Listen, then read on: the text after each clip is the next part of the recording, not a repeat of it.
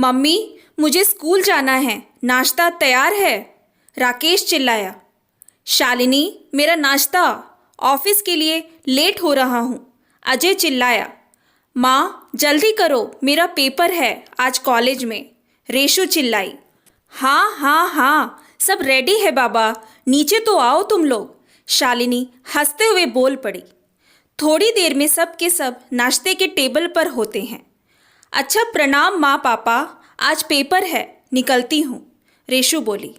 राकेश को भी बस तक छोड़ते जाओ बेटा, शालिनी बोली। ओके माँ, कहते हुए रेशु और राकेश निकल गए। जैसे अजय जाने को हुआ, अरे तुम भी जा रहे हो, कुछ देर तो बैठो मेरे साथ, शालिनी बोली।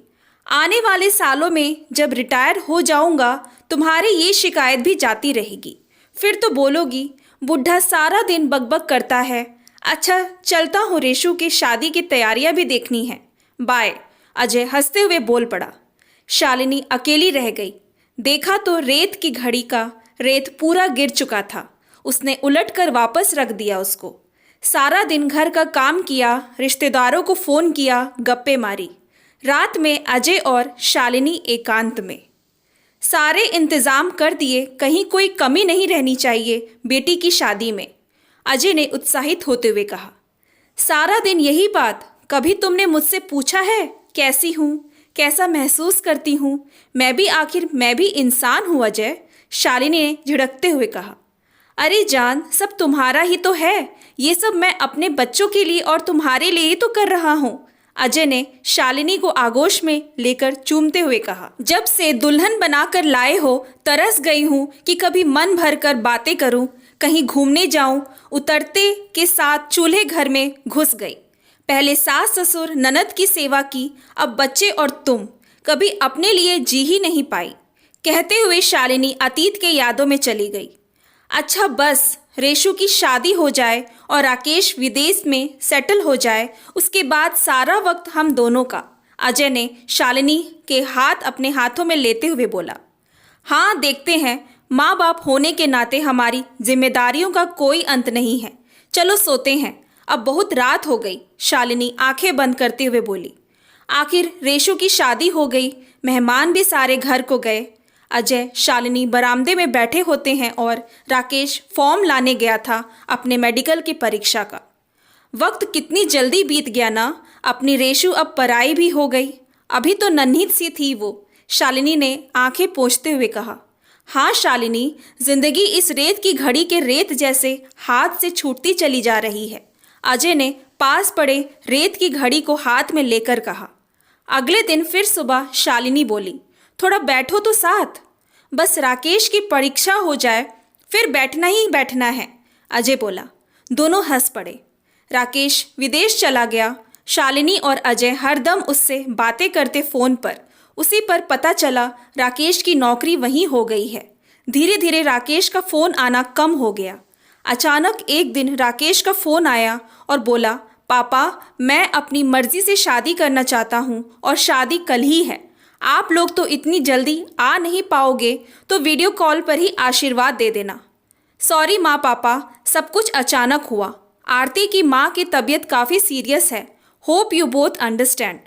आखिर माँ बाप थे, माफ़ तो करना ही था, नया जमाना था भाई, और हो भी क्यों ना शादी के 10 सालों बाद जो पैदा हुए थे रेशु और राकेश।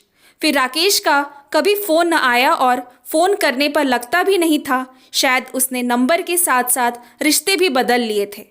रेशु भी अपनी गृहस्थी में रम गई थी, शायद वो अब शालिनी की ज़िंदगी जी रही थी।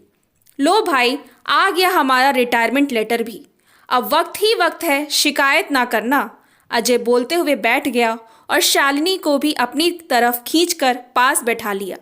दोनों एक दूसरे को अपलक देखने लगे, जैसे शादी की पहली रात को देखा था। कितनी झुर्रियाँ आ गई हैं ना तुम्हारे चेहरे पर अभी भी उतनी ही खूबसूरत हो जैसे दुल्हन के लिबास में थी, अजय बोला। तुम्हारे बाल भी तो कितने पक गए हैं, पर जब पहली बार देखा था वही बेबाकपन आज भी है, शालिनी बोली। तुमको याद है आपने हमारी शादी के ठीक पहले की एक बात? अपनी मम्मी को छुप कर तुमने एक खत लिखा था जिसमें तुमने अपने गुस्से का इजहार करते हुए लिखा था कि तुम मुझसे शादी नहीं करना चाहते क्योंकि ये रिश्ता तुमको पसंद नहीं था। अजय ने हैरान होकर पूछा, अरे वो खत तुमको कहाँ मिला? वो तो बहुत पुरानी बात है। शालिनी आंखों में आंसू भर के बोली, कल आपके बक्से पे मुझे ये पुराना खत मिला। मुझे नहीं पता था कि ये शादी आपकी मर्जी के खिलाफ हुई थी, वरना मैं खुद ही मना कर देती।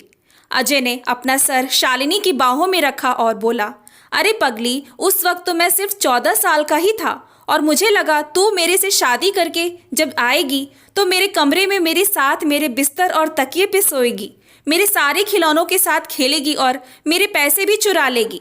लेकिन उस वक्त मैं ये कहाँ जानता था कि तुम मेरी ज़िंदगी में आकर मेरी ज़िंदगी को एक कमरे से बाहर एक घर तक ले जाओगी।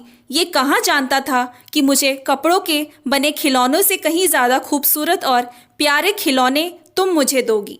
ये कहाँ जानता था कि मेरे थोड़े से पैसे के मुकाबले तुम मुझे प्यार की बेशकीमती दौलत दोगी। सच शालिनी, तुम्हारी जैसी बीवी नहीं मिलती तो शायद मैं यहाँ ना होता जो हूँ।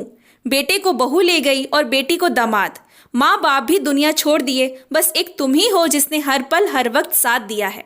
शालिनी ने तसल्ली के साथ कहा, भगवान का शुक्र है, मैं तो यही समझ रही थी कि तुम्हें तुम्हारी दोस्त राधा से प्रेम था। अजय ने सिर खुजाकर शरारती मुस्कान से कहा, हाँ था तो थोड़ा। शालिनी ने गुस्से से आंखें दिखाई। फिर अजय ने हंसते हुए कहा, पर तुम मेरी खूबसूरत रानी हो और वो डायन। फिर दोनों पति पत्नी एक दूसरे से लिपट गए। प्यार के आखिरी सफर की मंजिल अब कुछ ही दूर बची थी।